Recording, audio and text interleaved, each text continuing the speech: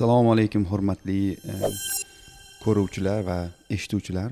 Bugungi suhbatimiz Almaniyadagi adabiyot va o'zbek tiliga ahamiyat.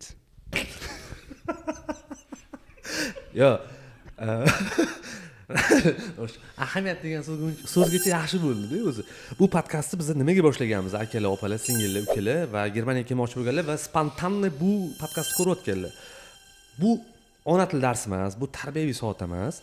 Biz shunchaki 3-4 o'rtoq ko'rishib turamiz va bizani kundalik turmush tarzidagi tilimiz mana shunaqa. Ya'ni ba'zi bir so'zlar qo'shilib qoladi. Maqtansak ham aytib ketamiz. Bu yerda hammamiz kamida 3-4 ta tilda gaplashamiz. Ba'zi bir so'zlar, ba'zi bir iboralar kelmay qoladi avtomatik. Lekin uni hozir tarjima qilib o'tiradigan vaqtda biza vaqt yo'qotamiz, fikr yo'qotamiz. Bu podkastni ko'rayotganlar iltimos onginglarni birozgina ochib, birozgina tolerantlikni yoqib fikrlarga e'tibor qaratinglar. Bizadagi bor tajribalar yoki o'zbeklardan yig'gan tajribalarimizdan olib turib sizlarga uzatib o'ramiz. Bu tekinga. Shuning uchun iltimos, shaxsiyat, bizning leksikonimiz sizlarni qiziqtirishi shart emas. Shunchaki fikrlarni olish kerak. To'g'rimi aka? Boshlang.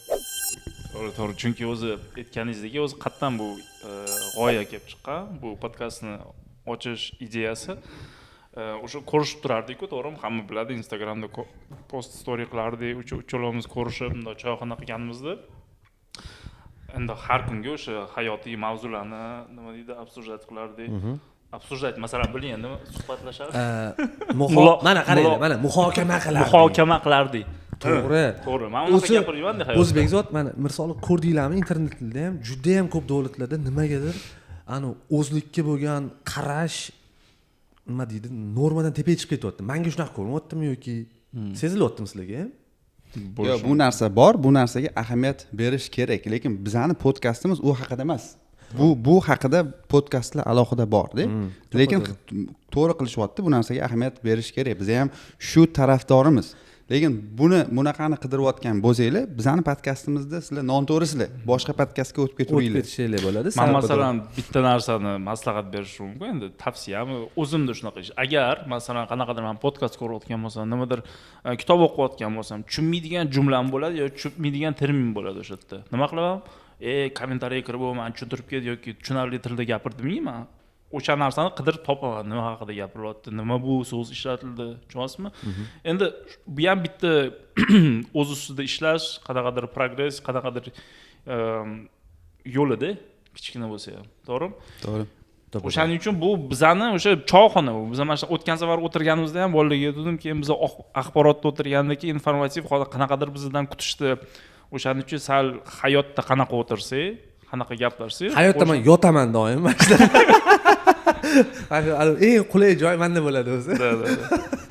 Bular endi doktorlar armiyada ishlagan o'xshab, doim rovni o'tirishadi. Podkastni boshlaymiz. BMB podkast ikkinchi son. Bugun qiziqarli mavzularni gaplashamiz.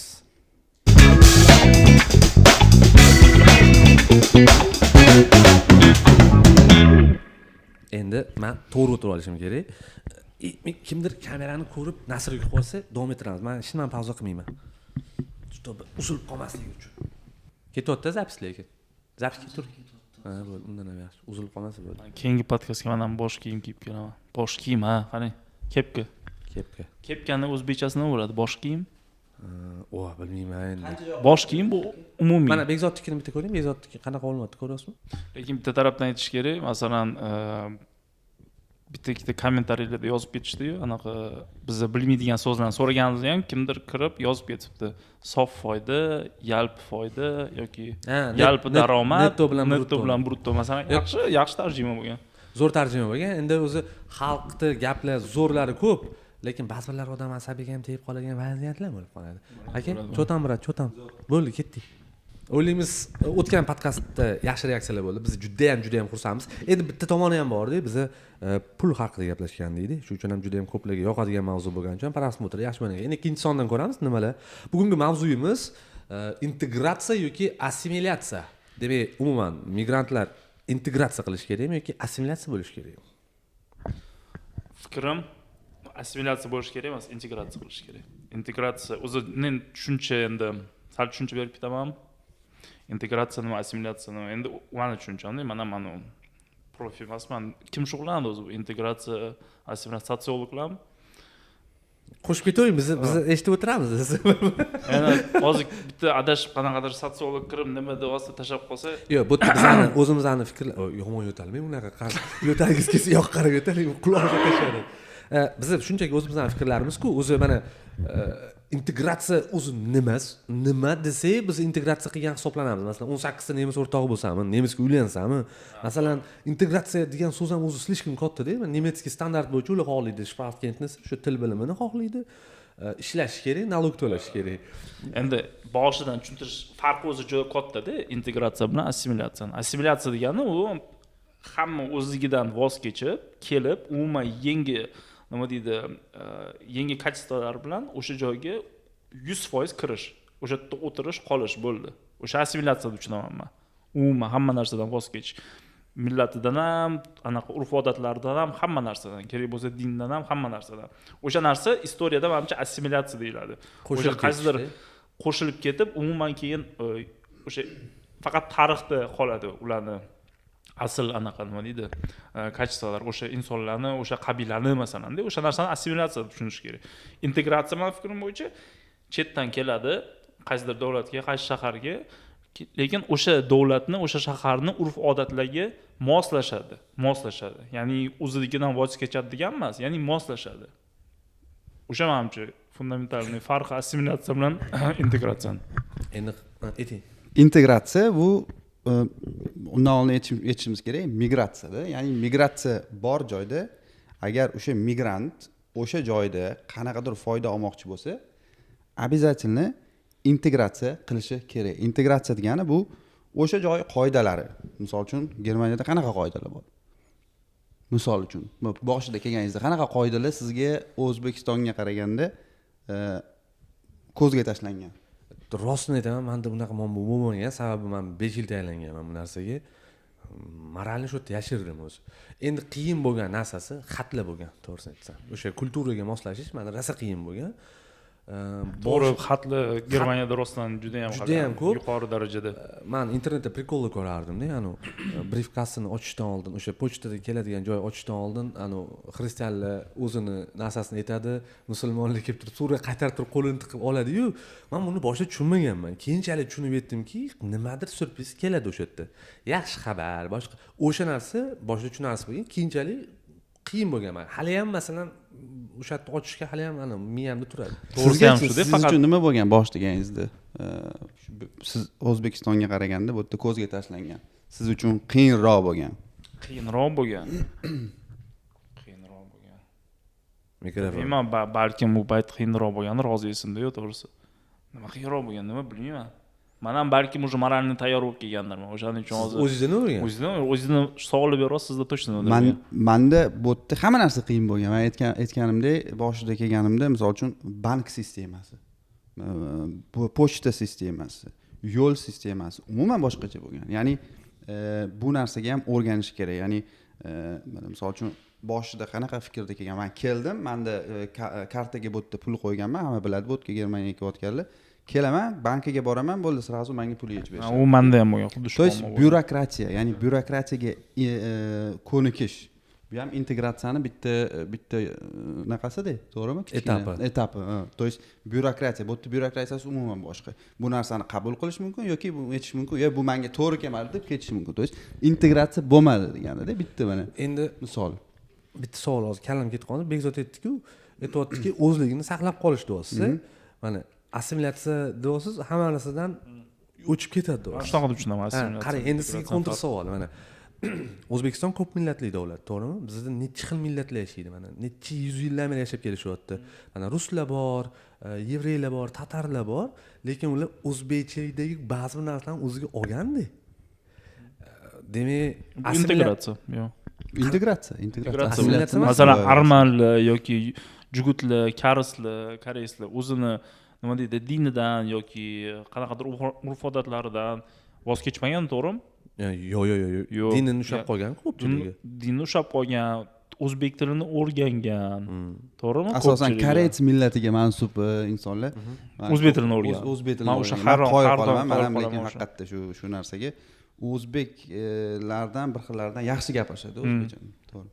o'sha narsa bu integratsiyada. Integratsiya, Assimilyatsiya masalan bu assimilyatsiyani kam ko'ramiz hozirgi paytda. Nimaga? Assimilyatsiya tarixda ko'rilgan mana. Endi qaranglar, shu yerda savol, masalan, men juda ham ko'p o'zbeklarni taniyman-da bu yerda. Shu 3-4 generatsiya o'zbeklarni taniyman. Assimilyatsiya bo'lishyapti ba'zi birlari. Masalan, buni ko'rish ham, farqlab olish ham mumkin. Birinchi belgisi albatta til, ikkinchisi yurish turishda va chunki bu juda ham migrantni birinchi boshida turgan narsada assimilyatsiya bo'lib ketmasmikanman. Masalan, meni 2-chi, 3-chi, 4-chi avlodim assimilyatsiya bo'lib ketib qolmasmikan degan ko'pchilikni qo'rqitadi. O'sha chegara qayerda? Sizlar uchun. Men o'zim uchun ham o'ylayapman, hozir bo'lishaman bu narsani ham. O'zi sizlar uchun, chunki keladigan, oilaviy keladigan odamlarni birinchi o'ylantiradigan narsa assimilyatsiya bo'lib ketmaslik. To'g'risida, mana hammamiz Assimilyatsiya bo'lish ham oson narsa emas. Bitta tarafdan u juda ham uzoq vaqt ketadi. Aytganingizdek, bitta pokoleniya emas, kamida bitta ikkita pokoleniya olish kerak-ku assimilyatsiya bo'lish uchun. Men ham shuni aytmoqman. Aytmoqchimanki, bu savol tegi nima? Sizlar o'sha chegarani qayerda chizasizlar o'zi? Qayerda o'sha integratsiya bilan assimilyatsiya chegarasi bormi? Chunki u narsani mana Bekzod bolangiz bor, nechadir soat bog'chada o'tkazadi. Misol uchun 3 ta bola bor. Nechadir soat maktabda, bog'chada ko'proq vaqtni boshqa o'sha sotsiumda, jamiyatda o'tkazadi-da. То есть ularda assimilyatsiya baribir men aytganimdek, men assimilyatsiya bitta avlod ichida assimilyatsiya bo'lish juda ham qiyin. Chunki men aytganimdek, siz o'zingiz birinchi generatsiya bo'lganingiz uchun kelgansiz. Hali ham urf-odatlar bizda eng saqlangan bizda bo'ladi. Bizning farzandlarimiz baribir bizdagi bo'lmaydi. 100%. Nechidir foiz kam bo'ladi. O'shaning sababli baribir assimilyatsiya bo'lish uchun даже tildan ham voz kechish kerak-da, tushunyapsizmi? To'g'ri, mana o'shaning uchun tilni yo'qotmaydi-yu farzandlaringiz, to'g'rimi? To'g'ri. Mana chegara til. Siz filologsiz, shu narsani aytishingiz mumkin-da, misol uchun tasdiqlashingiz mumkin. O'sha assimilyatsiya bilan integratsiyani chegarasi bu til. Ya'ni tilimizda bizani kulturamiz bor. Tilimizda bizani emotsiyamiz bor. O'zbek emotsiyalari saqlanib qolgan. Ya'ni biz agar farzandlarga o'sha tilni uyda o'zbek tilida gaplashib, o'zbek tilida ko'proq muloqot qiladigan bo'lsak, assimilyatsiya bo'lmaydi, lekin integratsiyani o'rgatish kerak. Ya'ni o'sha qoidalarga rioya qilish, nemislarni bayramini misol uchun hurmat qilish, обязательно emas, ular bilan birga kutishimiz bayramdan, lekin hurmat qilish. O'sha misol uchun yakshanba kuni shovqin qilib bo'lmaydi. Bolalarga shu narsani o'rgatish misol uchun. Ya'ni biz shu yerdamizmi? Biz birovni uyiga keldikmi, ularni qoidalari bilan yashashimiz. Shu narsa integratsiya. Lekin o'zligimizni yo'qotmasligimiz. Assimilyatsiya bo'lmaymiz. Chegara til. Men shu fikr yoqqan bo'lsa, like bilan podpiska qilmasdan chiqmasin. Aytmoqchi, bizning kanalimizni va podkast ko'rayotganlarni 50% bizga podpiska qilmagan ekan. Podpiska qilib qo'yinglar. Hali zo'r temalarni gaplashamiz. Bekzod, siz bilaman, siz multikultur va nima bo'ladimi? Poliglot deyiladi. Poliglot deb olingiz. Bir vaqtning o'zida Bidordami? Ya. U ma'noda aytman, bilingual deyiladi-yu. Bilingual ikkita til biladi degan. Mana shuni aytayotdim. Farzandim bilingual. Ikkita va ota-onasi poliglot. Okey, siz boshqa tarafga ketyapsiz. Cho'ta bratni ahvolingizni aytib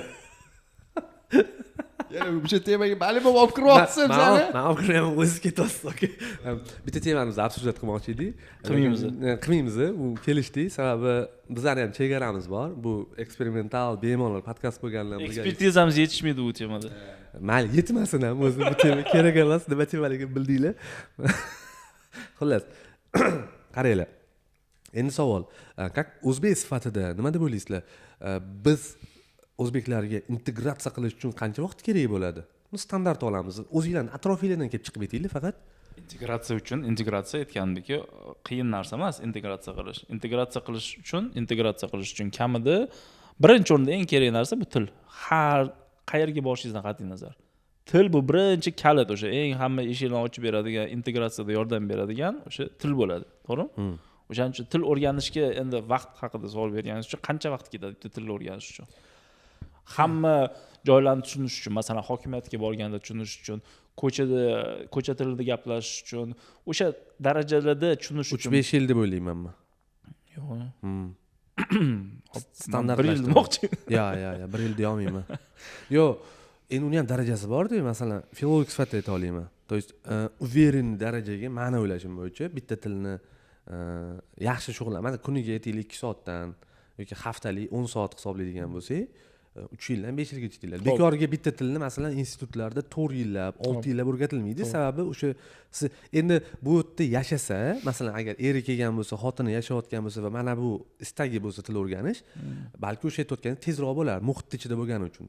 Lekin boshqa joyda ajralib turgan holatda meni fikrimcha tilni o'sha siz aytganingizdek integratsiya darajasida o'rganishi filolog sifatida ayting, qachon yetib boradi odam? Mani o'zimni shaxsiy fikrim, agar qanaqadir ichki prikollarni tushunsangiz, ichki prikollarni, hazillarni, nemislarning hazillarini tushunsangiz, rostdan men tushunmayman realni. Men tarjima qilib tushunaman, lekin nimasi uni kulguliligini tushunmayman. Yo'q, masalan, o'sha narsani men endi bu uchun masalan yashash ham kerak-da, bitta o'sha hazillarni tushunish uchun, o'sha mavzuni tushunish uchun o'sha yerda yashab qo'ygan bo'lish kerak, chunki bu hayotdan kelib chiqadigan mavzular, prikollar bo'ladi-da. Masalan, to'g'risini aytaman, men o'zbekcha qanaqadir KVM yoki nima qaysidir programmalar bor, qo'ysam yarmini tushunmayman, chunki u temadan yo'qman-da men. U temadan o'tkazib yuborganman, chunki u yerda yashamaganim uchun ko'pdan biri o'shaning uchun tushunmay qolaman-da, o'zbek tilini mukammal bilishimdan qat'iy nazar. Tushunasizmi? O'shaning uchun menimcha integratsiya uchun tilni o'sha mukammal bilish, o'sha yaxshi ichki narsalarni tushunadigan darajada o'shaning uchun 3, 4, 5 yil deylik, 5 yilda yaxshigina integratsiya qilsa bo'ladi qaysidir jamiyatga. Bitta narsani sezdinglarmi? Misol uchun boshqa Germaniyadagi boshqa millatlarga qaraganda o'zbeklarni integratsiya qilishi ancha yengil. Sezdinglarmi shu narsani? Mana misol uchun arablarga qaraganda. Endi savol nimaga? Bu narsani o'ylab ko'rganman. Ya'ni bizani misol uchun bitta xalqqa integratsiya qilish uchun qanchalik kulturasi uzoq bo'lsa, shunchalik qiyin bo'ladi. Bizani tariximizni olib qaragan bo'lsak, bizda Sovet ittifoqi katta bizda rol o'ynagan, bizani kulturamizga, umuman O'zbekiston kulturasiga, chunki biz Sovet ittifoqida birga bo'lganmiz. Endi ruslarni, ya'ni Sovet ittifoqidagi millatlarni nemislarga yaqinligini bilamiz, kulturasi misol uchun-da. Ya'ni bizga o'sha narsa baribir влиять qilgan, oxir oqibat biz o'sha narsani ko'rib katta bo'lganmiz. Ta'sir o'tkazgan. Biz shu narsani katta bo'lganmiz-da. To'g'rilab turinglar. Shu narsani ko'rib katta bo'lganmiz. Ya'ni biz uchun Germaniyadagi kulturasi, Germaniyadagi bo'layotgan bayramlari unaqa uzoq emasda. Ko'rganmiz shuni yoshlikdan, shu narsalarni ko'rib katta bo'lganmiz. Qo'shilaman. Arablar, misol uchun arablar bu narsa umuman bularga begona. Bular kelib bu yerda integratsiya bo'lishi bizga qaraganda qiyinroq. Endi qaranglar. Men arab tilida ham o'qiganman. Sharqshunoslikda, magistraturani ham, bakalavr ham. Endi fikringizni to'ldirib ketmoqchiman. Nimaga o'zbeklar zo'r integratsiya qiladi va zo'r assimilyatsiya ham qiladi? Chunki bu she'r bor o'zi. Arab bo'ldik, arabdan ortiq degan she'r bor. Erkin Vohidov. To'lig'ini eslolmayman-da, lekin Google'dan olsanglar bo'ladi. Boshlanishi shunaqa: arab bo'ldik, arabdan ortiq deb aytilgan, ya'ni har xil millatlarni aytilgan-da u yerda. Ya'ni o'zbeklar haqida gap ketgan. Endi buni tarixga olib boradigan bo'lsanglar, men tarixchi emasman, shunchaki men o'qiganman bu narsani. Biz endi ko'p urush ko'rgan xalqmiz-da o'zi. Tariximizni olib qaranglar, har 50 yilda bizda bo'lgan mana shu O'rta Osiyoda doim kimdir kelgan yoki biz borganmiz va shu sababli bizning DNKmizda adaptatsiya qila olish va yashovchanlik ancha kuchli. Omadli integratsiya qilgan o'zbeklar ham juda ham ko'p. Shunchaki ular mediada yo'q xolos. Soqqasini ishlab yuraveradi. Qila olmaganlarning juda ham ko'pchiligi esa men faqat o'zida ayb deb o'ylayman yoki unga u davlat tushmagan. То есть integratsiyada men o'ylayman bu как любовь-da. Bir-biriga tushmasligi ham mumkin. Masalan, sen o'ylaysan, shu davlat seni muhabbating, butun umrlik muhabbating, lekin u sen xohlagan narsa bo'lmasligi ham mumkin va bu norma. Bekzod ham shu narsani aytib ketdi. Lekin uylanib qo'ygan bo'lsang u davlatga, то есть, грубо говоря, undan ajrashib ketish ham oson bo'lmaydi. Bu ham katta qaror. Chunki o'zingizlar aytyapsizlar, biz hammamiz aytamiz, bitta davlatga kelish uchun tilini o'rganish o'ziga masalan 3-5 yil ketsa, dokumentlarni qilishi bor, oilani tayyorlaydi, qarindoshlarni tayyorlaydi. To pulga chiqib, plyusga chiqquncha ancha vaqt yo'qotadi-ku. Endi buni hammasini qurgandan keyin tashlab ketish ham uncha-munchasiga emas. Va o'tgan 2 yilda sizlar bilasizlarmi yo'qmi, bir tendensiya bo'ldi o'zbeklar orasida, uylanmagan bolalar o'rtasida bo'ldi bu narsa, qaytib ketish.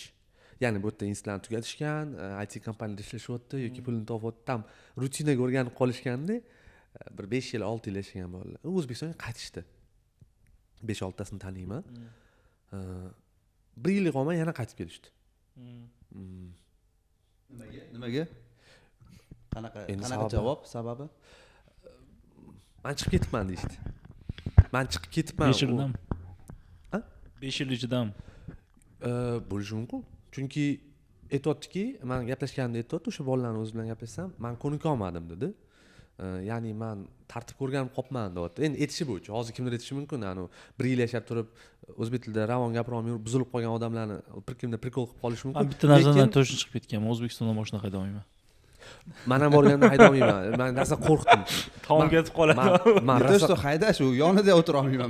Mashina yurgan. Yo'q, Uchta palasada 6 ta mashina turadi. Вообще qo'rqdim. Men rostdan aytaman, iltimos. O'zi meni ko'chishimni, masalan, spitskiz bo'ladi-ku. Spitskizdagi sabablar soni bo'ladi-ku. Bittasi rostdan yo'l transporti edi men uchun. Rosti.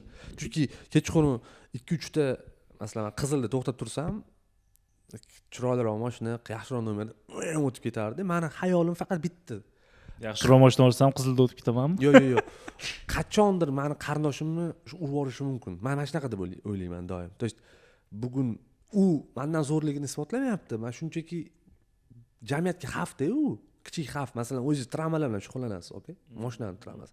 Bitta urdi tamom, uni uzri, uni qamoqqa kirgani, soqqiga tushirganingiz hech nima hal qilmaydi. Men doim qo'rquvim bo'lardi. Qachondir bolam ko'chaga chiqib qolsa, kimdir ko'chaga chiqib qolsa, mashinaga o'xshagan bironta odam urib yuborsa uni, bo'ldi. Prosta taqdir o'sha yerda o'zgarib ketdi. Meni o'sha 100 ta sabablardan bittasi shu bo'lgan. O'sha mashina haydash aytayotgan bo'lsangiz. Shu joydachi bilmadim, to'g'ri keladimi yo'qmi, bitta misol aytaman. Integratsiya haqida и o'sha qoidalar mashinalar haqida bitta fikrim sразу keldi. Bitta videoni ko'rgandim. Mana shu hamma gaplashgan narsamizni umumiy qiladi. Videoda mana bunaqa hozir ko'rasizlar-ku, avtobanda qanaqadir remont ketayotgan bo'lsa, o'zini oq rangi bo'ladi polosalari. Agar remont ketayotgan bo'lsa, vaqtincha polosalar sariq rangda bo'ladi, to'g'rimi? Bu degani o'sha sariq rangga qarash kerak. Oq rangga emas, sariq polosalarga qarash kerak. И videoda bitta mana bu avtobandan chiqish yoki kirish yo'lini remont qilishayotgan, bitta yo'l yopishgan, shuning hisobiga bundoq sariq polosani qilib qo'yishganda, kirayotgan joyida polosa sal boshqacharoq ochilib kirganda, bundoq kattaroqda, sal qiyshuvroq ko'rinib qolganda, video rus tilida kommentariy bo'lyapti. Aytayapti, rus bitta kishi aytayapti, nemislar tupoy deyapti. Nemislarning aqli yetmaydi. Men chizib qo'ygan chizuvdan chiqa olmayapti. Men shu adashib chizilgan chizuvdan o'tib yuribdi deyapti. Men ko'rganman uni. Aslida u tupoy tushunmayapti. Nemislar bitta narsani qilishdan oldin 7 marta, 10 marta o'ylaydi o'sha narsani qilishdan oldin. Nimaga bu qiyshuv chizilgan? Chunki kichkina mashina kirishga kiradi. Lekin katta gruzovik kirib qolsa, u kichkina joydan kira olmaydi. O'shaning uchun kattaroq qilib chizilgan. O'shaning uchun kattaroq gruzovik kirib aylanish uchun-da. Lekin hamma o'sha sariq chizuvdan chiqmasdan kirib kelyapti-da. Aytmoqchiman, o'sha o'ris odam, o'sha anaqa kommentariy qilgan, yozgan, videoni olgan odam o'zi integratsiya qila olmagan-da, chunki u o'sha narsani tushunmagan, nemislarni qoidalarni hurmat qilishini. Qanaqadir qoida qilindimi, qanaqadir qonun qilindimi, qo'shimcha savol berilmaydi. O'sha narsani rostdan ko'zni yumib, o'sha qoidaga nima deydi, itoat qiladi. Bitta narsa aytib ketmoqchi edim, pasayib qoldi ovoz. Gapiring. Eshitilyaptimi? Chotga eshitilyapti. Bitta narsani aytib ketmoqchi edim. Ya'ni taomlar o'zbeklarni o'ziga yarasha yaxshi tomonlari bor, o'zbek kulturasini. Nemislarni ham o'ziga yarasha yaxshi tomonlari bor kulturasini. Buni absurash qilishda emas, men aytib ketmoqchi bo'lgan narsam, minuslari ham bor. Ko'p minuslari bor. Nemislar ham bitta millatni. Endi men uchun integratsiya O'zbekistondan kelyapmiz ham shu yoqqa. Yaxshi narsalarimizni olib kelaylik, o'sha narsalarni saqlab qolaylik va nemislardan yaxshisini olaylik, yomonini itaraylik. Yo'q, bu klassika bu.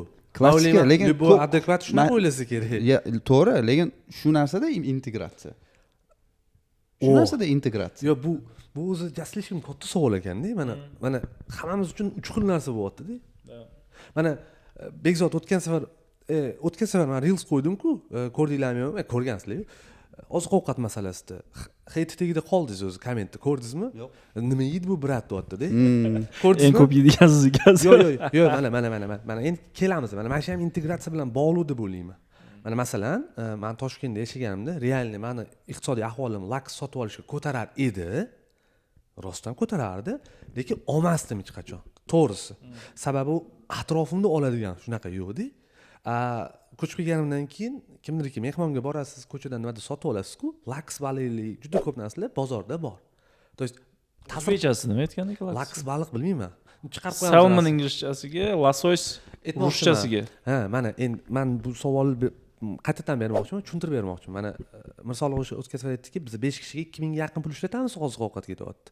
Siz aytdingiz-ki, 1000-1200 ketadi. Rosa обсуждение bo'ldi u. Germaniyada yashayotganlarning o'zi ham yozishyapti. 3 kishi, 4 kishi yashaydigan biz 500 ga bozor qilamiz deyapti-da.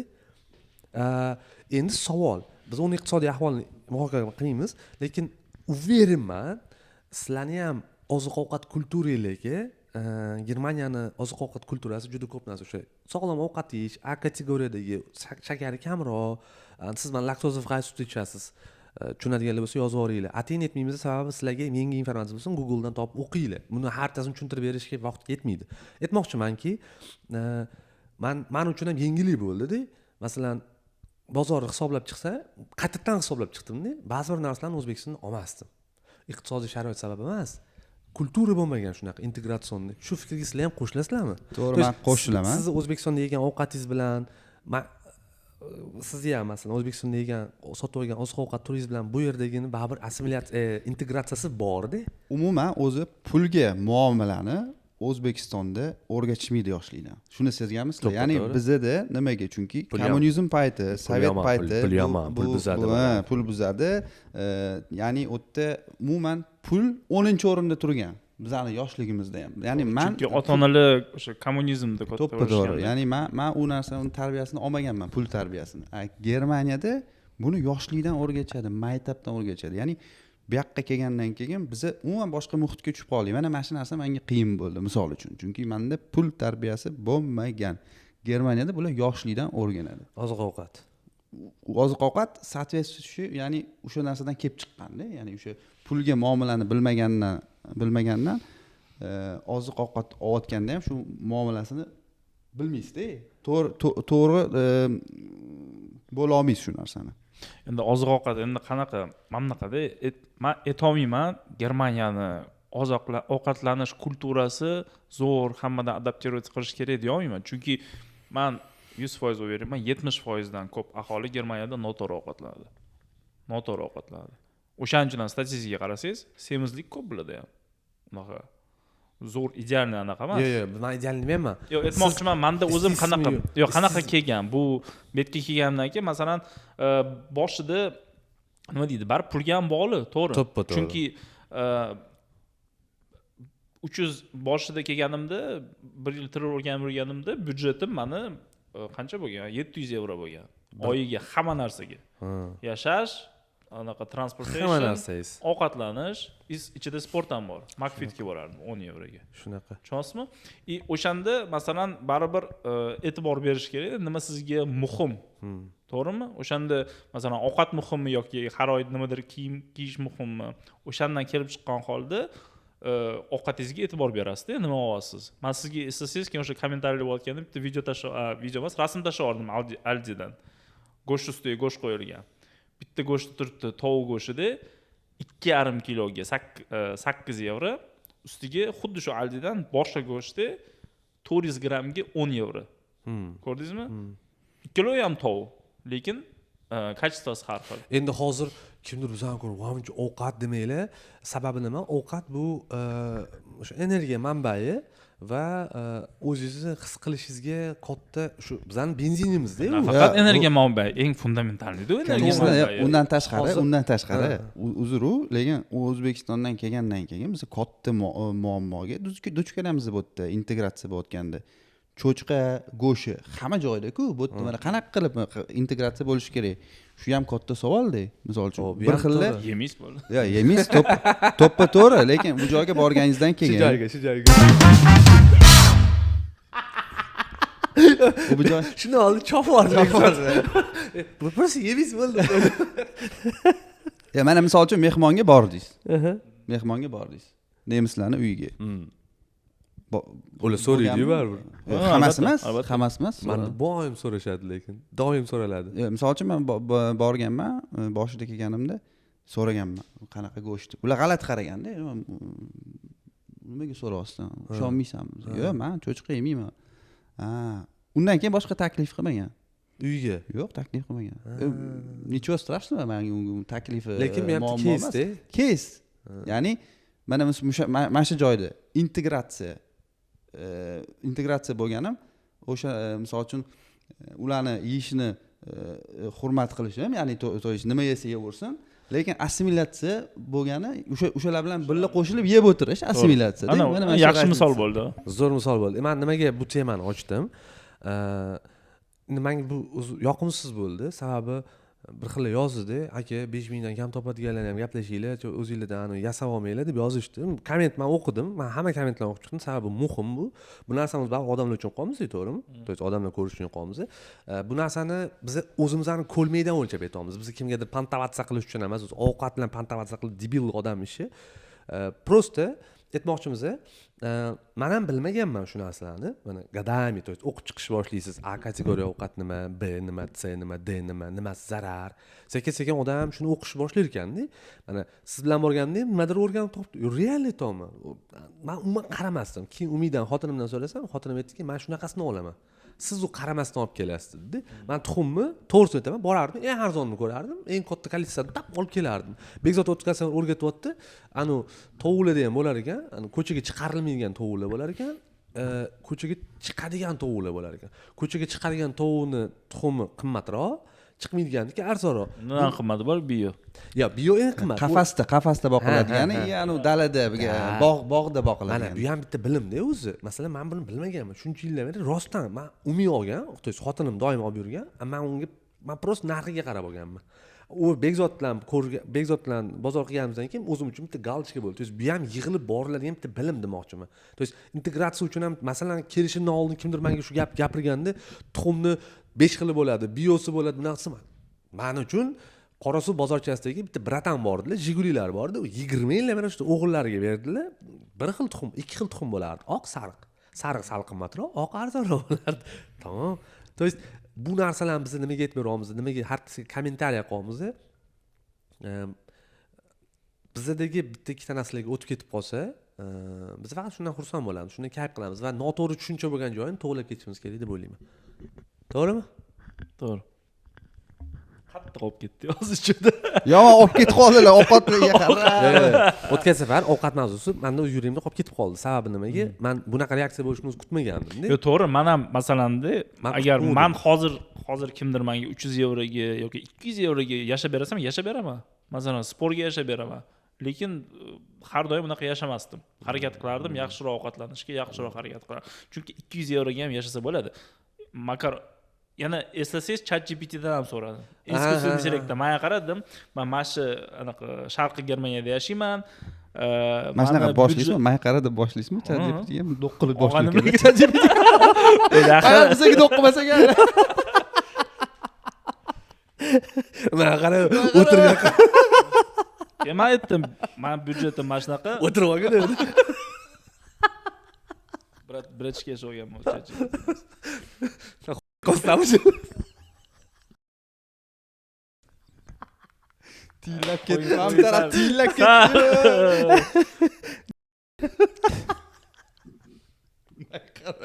Men asablarim charchagan. Men komment o'qiyman, просто.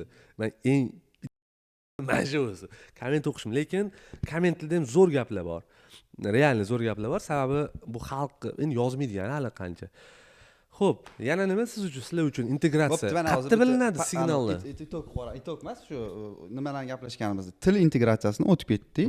Pul va ovqat integratsiyasi. To'ppa-to'g'ri. Byurokratiya integratsiyasi. Yana qanaqa integratsiya bor? Masalan, men bittadan yaxshi moment deb o'ylayman integratsiya uchun. Germaniya uchun-da, masalan, o'zbeklar Germaniya. Baribir o'zbeklar Germaniyadamiz, o'shaning uchun. Bitta ikkita joylari bor. Nemislarni ichidan, ichidagi qiynaydi agar o'sha narsa bo'lmasa. Masalan, punktualnost. nemislar uchun punktualnost qanaqadir o'sha yoshligidan Svitoy bolaligidan o'rgatiladigan narsa, to'g'rimi?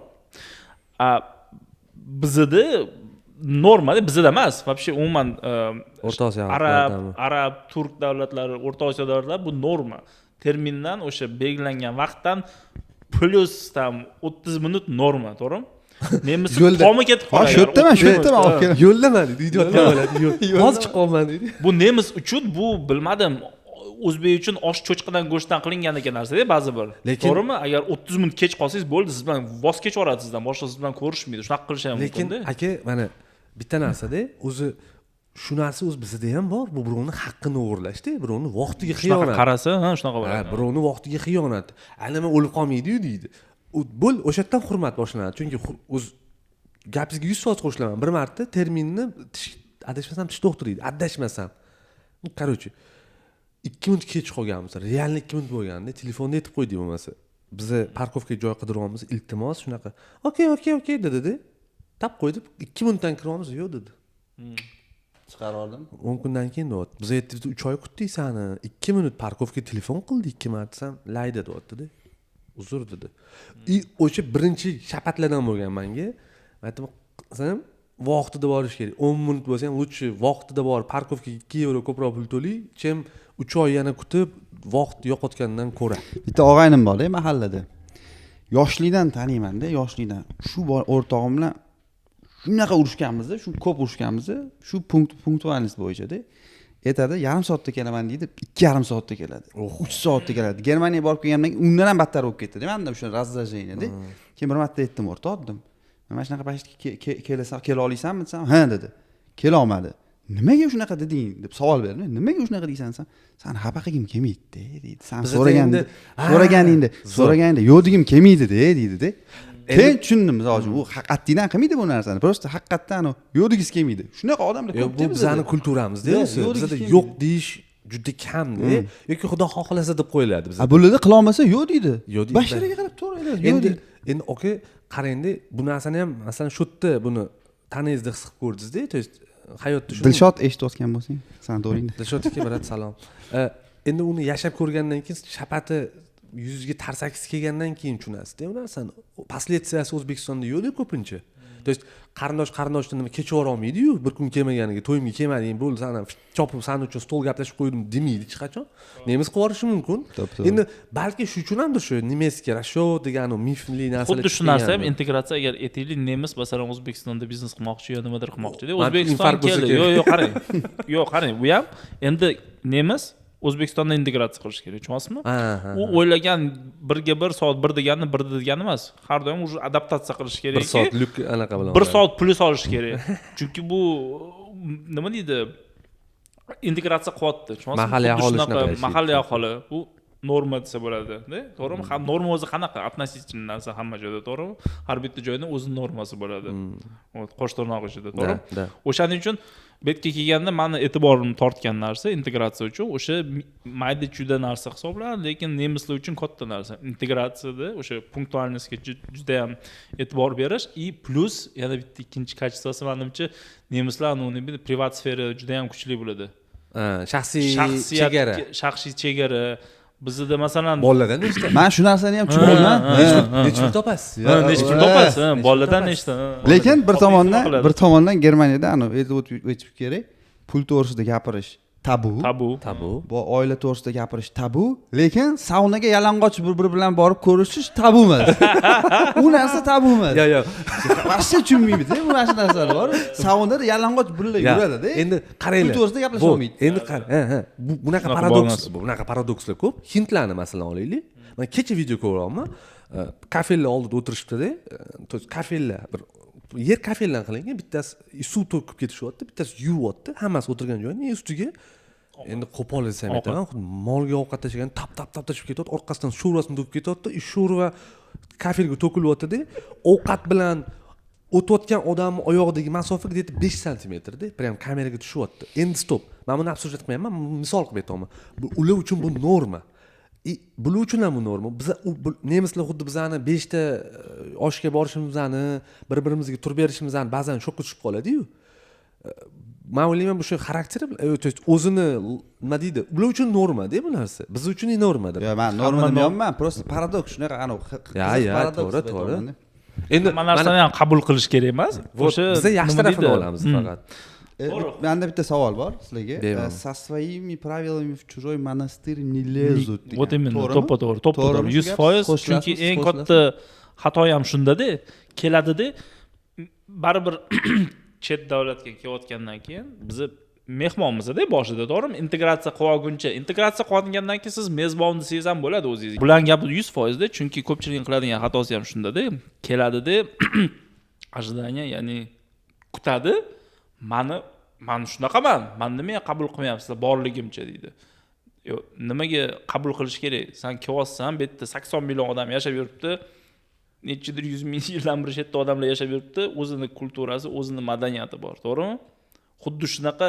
bizaga ham O'zbekistonga mehmon bo'lib kelsa bizani yuragimiz katta bunaqa tushmaydi ko'p katta lekin baribir ani chegaradan chiqazmaymiz-ku to'g'rimi nima chegarani hisoblaysiz masalan siz chegara deb siz shu narsa bilan qo'shilasizmi o'zini qoidalari bilan birovni чужой монастырь не лезут 70% ha 30%chi 30% не согласен joylarim bor значит надо заходить u yog'i agar 30% ga to'g'ri bo'lsa mana xuddi shunaqa deyman chunki men 70% zaman to'g'ri men shu fikr deb o'ylayman masalan prinsipial narsalarda masalan hayotingizda prinsipial narsalarga не согласен bo'lgan joylaringiz bo'lgan joyga masalan men uni qabul ham qilmayman men uchun shu chegarada to'xtaydi men uni hurmat ham qilmayman fikr ham bildirmayman tushunasizmi и men buni tarbiyada ham shunaqa qilaman biza buni обсуждать qilmaymiz biz bunga qo'shilmaymiz u biz uchun nol tema то есть befarqlik temasi bo'ladi-yu то есть za ham emas plus ham emas tushunasizmi o'sha yerda kesiladi lekin aytganingizdek masalan 10dan keyin shovqin qilmaslik ko'chaga musor otib yubormaslik qilib yubormaslik ko'chada masalan prinsipial men bilaman-ku unga yoqmaydigan narsalarni men nima qilaman unga ahmoqligi tuppoyga o'xshab ko'rinib itak meni basharam o'zi shu haqida ketyapti gap aziyat basharam то есть meni bitta ahmoqona qilgan ishim bitta menga ta'sir qilmaydi ertaga menga o'xshagan kuchli gap bo'ldi menga o'xshagan qora ko'z o'zbekga yoki umuman musulmon bo'lgan yoki aziyat любой odamga ta'sir qilishi mumkin bularning hammasi shuday deydi eng yomon taraf bitta qozonga tushib ketadi masalan integratsiya masalasida mendan yoshi katta kelgan o'zbeklardan so'raganimda bitta fishka bitta yaxshi trik o'rgatgandi o'sha mabodo qo'shnilar bilan gaplashib qolsang bularni bo'lni temasiga ha san pravsan deb qo'shib turgin degandida то есть tushundinglar nima temaligini uni aytolmaymiz endi no masalan o'sha temaga qo'shib qo'yish ham qo'shilib turib ha san pravsan san to'g'ri aytyapsan bilasizlar-ku o'sha politikada bu narsalar aylanyapti necha yildan beri ba'zi bir joylar shuni bayroq qo'yib olgan то есть qo'shilib turib ha san pravsan mana bu joyda 100% pravsan deyman masalan to'g'risi masalan sindirib tashlash sigaretni qutini o'tgan yil masalan bitta iroqlik sindirib tashladi ko'rdinglarmi yo'qmi u prям chiqib ketdi qishloq regionda keyin borib bankomatni sindirishgan eng yomon tarafi ko'pchiligi Osiyo xalqlari bo'lib chiqadida yana qozonning ustiga bitta qozonga kirib ketishi yomonda то есть sizni qayerdan kelganingizni so'rab o'tirgandan ko'ra yuziga qarab baho beradi-yu bu narsa kassada turganinglarda bu narsani aytishimizdan maqsad nima akalar xullas chuqur ya'ni hozir to'g'ri tushundimmi sizda agar odam o'zini stержeni bo'lsa tsennostlari bo'lsa bu yoqqa kelib integratsiya qilib turib o'sha o'zini pravilalar bilan чужой monastырьga kirmasdan turib o'zgarib ketmasdan va bularni qonunlarni hurmat qilsa bo'ladi nima bo'lmaydi bo'ladi faqat mana Bekzod O'tkazov yaxshi temani ochdida nimagadir Germaniya bilan Amerikani bitta anaqada ko'rishadi bitta qozonda ko'rishadida mana Amerikada ko'ramizku samarqandliklar mahallasi bor ular chiqib turib dakarataka tapada to'ylardan qilishadi ko'chaga chiqib avtoballar yopib qo'yishadi avtoballar yopib qo'yishadi boshqa masalan ya'ni lekin u umuman boshqa davlat Amerika вообще boshqa davlat mana shuni aytmoqchiman nemislarni konservativniy konkret konservativniy davlat bularda sotsializm to'ppa-to'g'ri man shuni aytmoqchiman man shuni yana bir marta aytib ketmoqchiman balki buni boshqa odamlar ko'rayotgandir amerikaliklarda amerikalik degan tushuncha bor ya'ni hamma dunyoning har xil joylaridan kelganlar yig'ilib turib shu ideologiya birlashtiradi Germaniyada sal boshqacharoq baribir bu sistema ishlaydi nemis bo'la olmaymiz deb baribir ba'zilar to'g'ri tushunish kerak hozir o'sha Amerikada yashab yurgan o'zbeklar ham ko'p ko'rganman bitta gap aytishadi lekin bular ham uning gapi emas eng asosi eng nima deydi tegi qaytdan bu gapni qaysidir prezident aytgan Niksonmi qaysidir aytgan Fransiyaga borsang ham fransuz bo'la olmaysan Germaniyaga borsang hech qachon nemis bo'la olmaysan deydi. Amerikaga kelsang, lekin любой payt amerikanец bo'lasan deydi. To'g'ri. To'g'ri. Chunki Amerika o'zi ideologiyasi shunaqa o'zi. O'zi tarixi shunaqa Amerikani. O'zi Native American kim o'zi? Native American. Ana ularda Indeyslar. To'g'rimi? U ham noto'g'ri nom qo'yib qo'ygan. Qavom kelib Indeys to'g'ri. O'zi u Indeys bo'lmagan. O'shalar masalan, o'shalar Native American. Hamma qolgan kelganlar kelgindi o'tga. Tushunasizmi? Biz hammamiz kelgandimiz o'zi. Butun dunyoga kelgandimiz. Lekin bitta mana shu yerda aytib o'tib ketishim kerak. Mana misol uchun anaqam, men nemis bo'lgim kelmaydi. Men u niyatim yo'q. Mana shu yerda ham assimilyatsiya bilan integratsiyani farqida. Agar nemis bo'lgim kelsa, mana men assimilyatsiya desa bo'ladi-da. Men assimilyatsiya qilyapman desa bo'ladi. Men bu yerda ularni qonunlarini hurmat qilib, bularni qilayotgan ishini o'rganib, balkim qachondir yana qaytib borishim. Lekin aka siz o'zbek emassiz-da o'sha. Bo'lishi mumkin.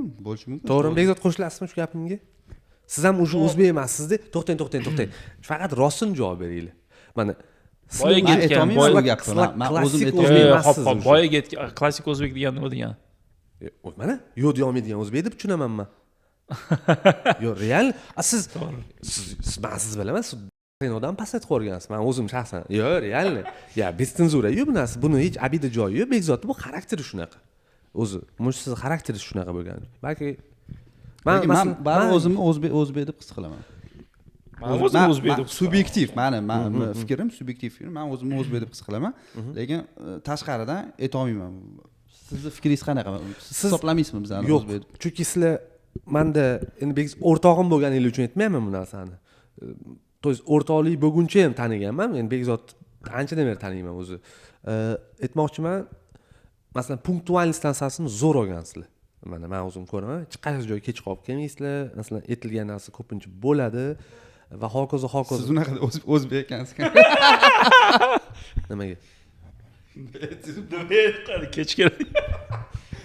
Qancha kech qoldingiz bugun? Ya, bugun kech qoldi. Chunki bugun narsalarim qolib ketib qoldi. Birinchi marta nima kameralar. Siz bir marta esdan chiqib qo'ygan. Siz vashi kelmadingiz bu o'tirishga.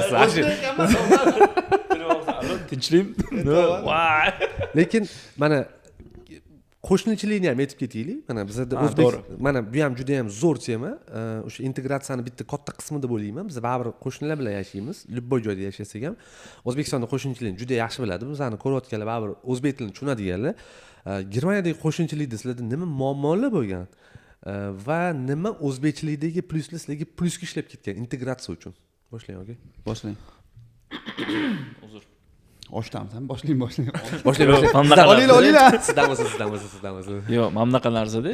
Endi bu narsani to'g'ri men Germaniyaga kelib ko'rganman birinchi marta. Nima deydi, qo'shnilar bir bilan unaqa yaxshi aloqada bo'lmasligi, yo bir-birini darsh tanimasligi ham norma. Masalan, men hozir yashaydigan joyimizda hamma arendaga turadigan domda. То есть hech kim vладелец emas u domda. Juda qimmat joyda turasiz-da. Ya, to'g'risi ham. Juda qimmat joyda turgan. Endi okey, bo'pti. Xo'p, aytmoqchimanki, hamma o'ta arendatorda kelib ketadi. O'zbeklarda nimaga qo'shnichilik, mahalla yaxshi rivojlangan? Chunki ko'pincha 3 ta, 4 ta, 5 ta generatsiya bitta uyda yashaydi. O'sha tug'iladi, katta bo'ladi, o'ladi, shunaqa. Men savolim bor edi, bilmadim. Bizning ichimizda unaqa yo'q, lekin hozir O'zbekistonda ham yangi domlar qurilgan. Har xil viloyatlardan kelib bitta domda yashashadi, to'g'rimi? Yarimi snimat qilayotgan bo'lishi mumkin. O'shalarda aloqa qanaqa?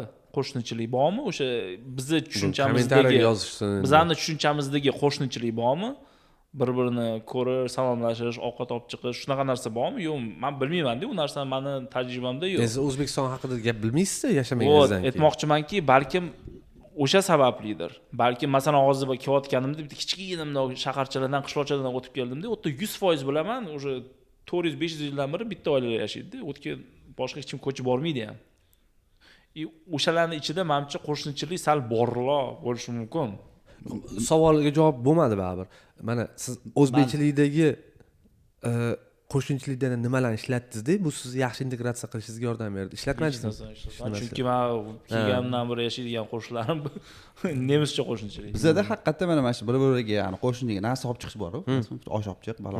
Shunaqani qiluvdik, haqiqatdan lekin atvet bor. Yo'q, bor. Atvet bor, olib chiqadi ular ham narsalarni. Bizada ham qaytaradi. Nimani misol uchun qanaqa men o'ylardim, Germaniyaga kelsa, bir-biri bilan hech kim ishi yo'q, nima qilayotganining farqi yo'q. Umuman unaqa emas ekan. Ko'rib turadi, nima qilyapsam, kuzatadi, kim kelyapti, nima olib kelyapsan, hammasini ko'rib turadi. Bitta narsa, yaxshi narsasi, misol uchun qo'shnilarimiz har doim "Qo's nimadir gap kelib qoldimi?" Aytavering. Misol uchun bu narsa qanaqadir bazm bo'lsa uyda baland bo'ladi bugun muzikamiz deb yozib qo'yadi SMS. Bugun mana uzr shovqin qilamiz deb yozib qo'yadi. Shanba oddiy emas, misol uchun orada bo'lsa ham, misol uchun 10 gacha sal shovqin qilamiz, uzr deb yozib qo'yadi. Ha bo'ldi, biz ham shunaqa qaytaramiz, misol uchun. Mana shunaqa narsalar. Ertaga qaytaramiz lekin mana misol uchun yakshanba kuni bu точно bor narsa hech kim shovqin qilmaydi. Politsiya ham yo'q, gazonni ham yo'q, mushu miyavlasa ham mushuga ham zaminchani qilib qo'yishadi. Zo'r. Bekzodning fikriga ham, sizning fikringizga ham qisman qo'shilaman. Bekzodni endi yashayotgan joyidan kelib chiqsak, o'ttiz qo'shnichilik qilish qiyin. Endi lokatsiyaga ham juda ko'p narsa bog'liq deb o'ylayman. Masalan, men qishloq rayonida turaman. Birinchi qilgan ishim hamma qo'shniga kichkina sovg'a berib chiqqanman, to'g'risini aytsam. Kimdir ochgan, kimdir ochmagan, kimdir tushungan, kimdir tushunmagan. Men 3 ta qo'shni bilan tanishib olganman. 3 ta qo'shnidan bitta bingo chiqqan menga. To'g'risini aytaman. Mana pastimdagi qo'shnim Xorvat qo'shnim edi. Shu o'zbekda agar shu xorvatligini shunday olib tashlasangiz, bir ham o'ziga o'zbek. Masalan, ovqat pishiradi, bir marta aytib qo'ygandik, faqat biz go'sht ola olmaymiz, to'g'ri uchun deganmiz. Faqat shirinlik har hafta. Ana shu buvilar bo'ladi-yu, yaxshi buvilar olib chiqaverardi, biz olib chiqamiz, bayramda sovg'a berganmiz, u bizga sovg'a bergan. Ya'ni joyiga ham bog'liq. Bitta qo'shnimiz nagli aytgan, biz olib chiqib berganmiz, adashmasam pirog olib chiqib beruvdik, sumalak bilan. Temasini olib qaytarib olib chiqqan. 3 soatdan keyin olib chiqqan. Men shakar yemayman, san menga o'lim tilayapsan degan. Akasi saxir ekanda. Saxir ekan, Avstraliya odam edi. Yo'q, balki men bilan bog'liqdir. Men unaqa introvertmisiz? Yo'q, men unaqa o'zbekchiligim yo'qdir balkim-da. Chunki hozir o'ylasam, meni ayolim qo'shnilar bilan hammani taniydi. Aytib qo'yadi, "Anu bor" deyman, "Kim?" deyman, "Qayerdaman?" O'zi bor yo'q 6 etaj. Taniyman, kimdir aytadi deyman. Suv qo'yib qo'ysa bo'lar ekan o'sha. Suv quyib beraymi? Hop. Yo'q, normal keyin. Aytmoqchimanki, meni ayolim masalan yaxshiroq. Chunki bu masalada qo'shnichilik bo'yicha taniydi, salom alaykum. Menda sal nemischaroq bo'lsa kerak. Yo'q, o'zi umuman erkaklar, O'zbekistonda ham unaqa narsalarga ko'p aralashmaydi. Normalniy narsa, normalniy holat. Ya'ni ayollar ko'proq bu narsani qiladi. Biz aytmadik, siz именно лично deb. Oila. Yo'q, endi hozir faqat oilaliklar ko'rmayapti-da, masalan aytaylik, одиночка yashaydiganlar bo'lishi mumkin, ikkita o'rtoq.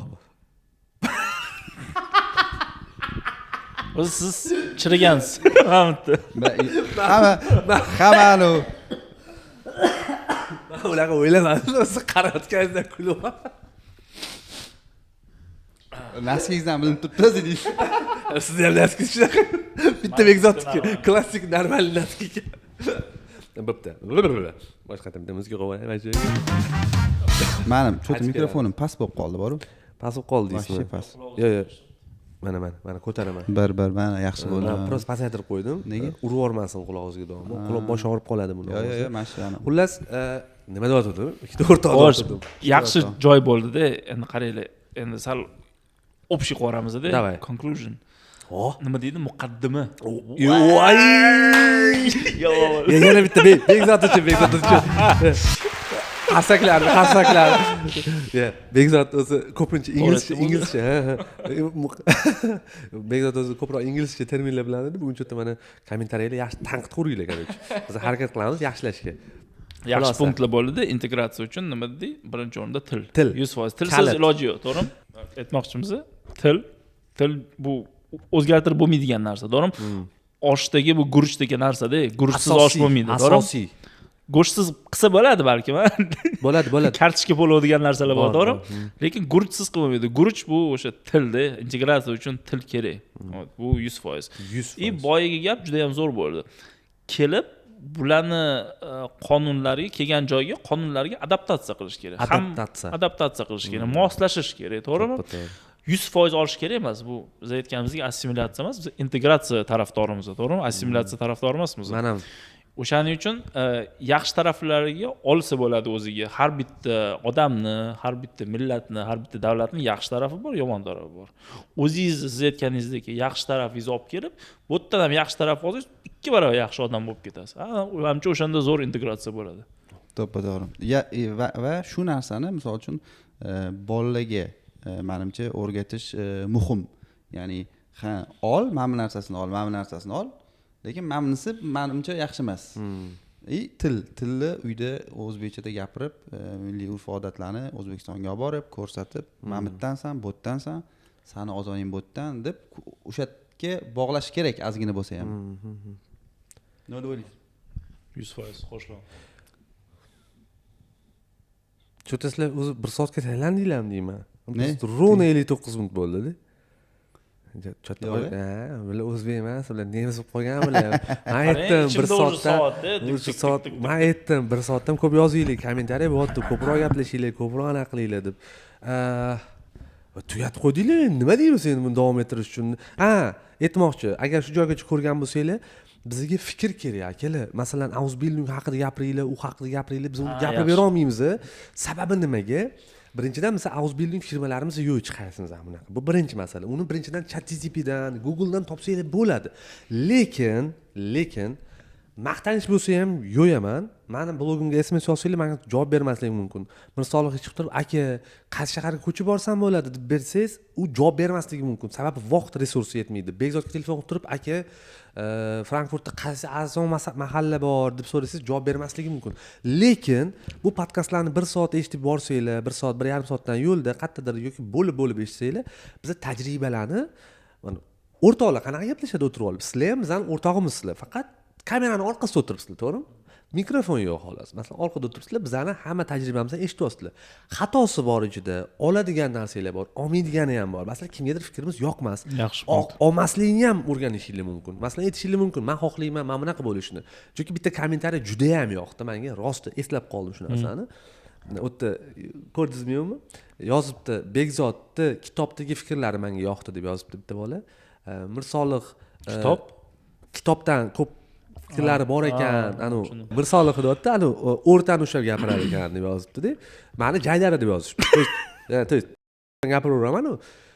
Nima demoqchiman? Mana shu bizani bir-birimizga bo'lgan yaqinligimiz. To есть sizlar bizani borimizcha qabul qilinglar. Bizani kiyimimizni, bizani leksikonimizni sizlarga xalaqit qilmasin, bizani fikrimizni.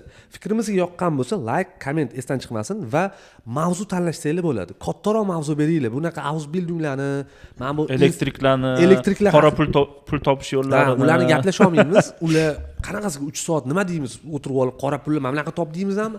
O integratsiya haqida gapirimiz nima bo'ladi? Germaniya o'zi sotsial bo'lsa, bu soliqlarga qurilgan bo'lsa, siz qora pul topsangiz bu yoqqa kelib turib, bu sistema qulaydi-yu. Avtonom qurilmaydi. Amerika bilan Germaniya ham juda ham katta farq shunda. Amerikada ko'pchilik qora pul topib yura oladi. To'g'rimi? Men bilmayman buni, lekin bilganlar yozinglar, Amerikasida kirib qolsanglar yozinglar. Amerikada hamchi ko'pchilik. Endi meni Amerikada yashagan hamma o'rtoqlarim, qarindoshlarim hammasi ofitsial ishlagani uchun men bilmayman bu narsani. Chunki o'sha o'tgan safar aytdingiz-ku, Amerikada bir kun ishsiz qolsang bo'ldi, minusga kirib bo'mishga aylanib qolish. Men kecha bitta aktyorni ko'rdim.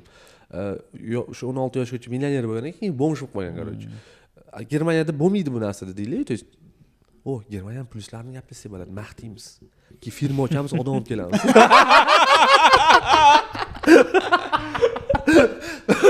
Qora pul qilamiz. Sizlarga bekorga ko'rsatmayapmiz, hozir sizlarni kompot qilamiz o'zimizga. Germaniyani takovani zo'r ko'rsatamiz o'zimizni, ekspert ko'rsatamiz. Siz meditsina olib keling. Siz doktorlarga yopishtirasiz, men Ausbildung bilan qapishtiraman. Qanday? Bo'ladi. Odamdan mingdan olamiz. Yo'q demaymiz. Asosiysi yo'q demaymiz. Qachon pulimni qaytarib berasiz? Hech qanaqa hujjat bo'lmaydi, hech qanaqa dokument bo'lmaydi, dogovor degan narsa bo'lmaydi. Shuni olib kelamiz, qo'yamiz, eplolmadi, o'zing eplolmading deymiz. Lekin mana shu ham zo'r tema. Ayting aka. Siz reklama qilsangiz, men ham bitta reklama qo'yaman. Bratni operatsiyasiga kelinglar, iltimos.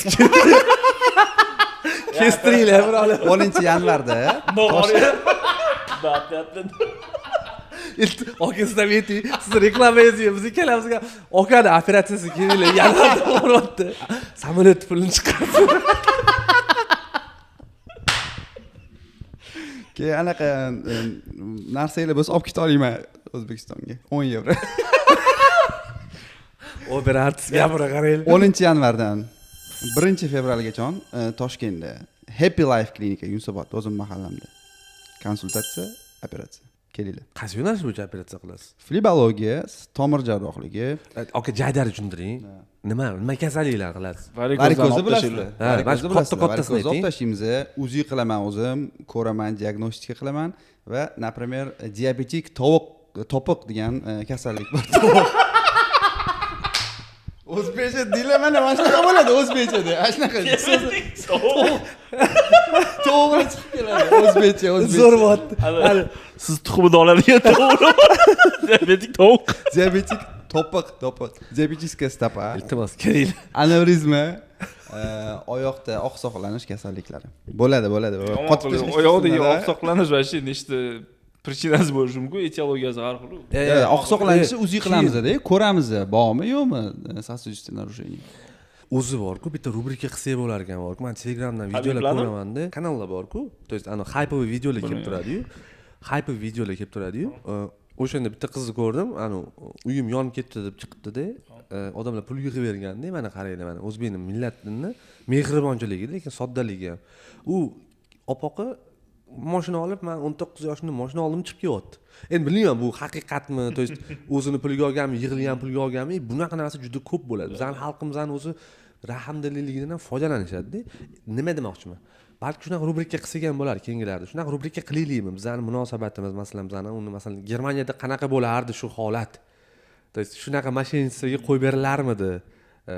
Masalan, shu narsani ham gaplashishimiz mumkin. Qonun taraflama, to есть qonunlari bor o'zini. Masalan, благотворительный fond ochish uchun ham nimadir qonunlari bor. O'zidan-o'zi odam Instagramga chiqib turib, "Men uyim yonib ketdi, pul yig'ib beringlar" deb aytib, pul soqqa qilib, unaqa qilib keta olmaydi. Xohlasanglar agar shu joygacha ko'rayotgansizlar, bunga ham fikr yozinglar, podpisatsiya qilib qo'yinglar, sababi biz keyingi yil 100 ming bo'lmoqchimiz va podkastlarimiz davom etishi uchun sizlarning fikringiz o'ta muhim. Iloji bo'lsa tarqatib olinglar. 6 kun qoldimi 100 ming bo'lishga. Ya, bu yil emas, keyingi yil. Ya, o'zi endi 50 mingga qarab kelyapmiz. Mana Toshbaqa o'tsa. Bo'ldi, sekin pauza qilamizmi? Pauza qilamiz. Hammaga rahmat. Like, komment esdan chiqmasin. Sizlar bilan Behruz, Mirsolih. Bekzod.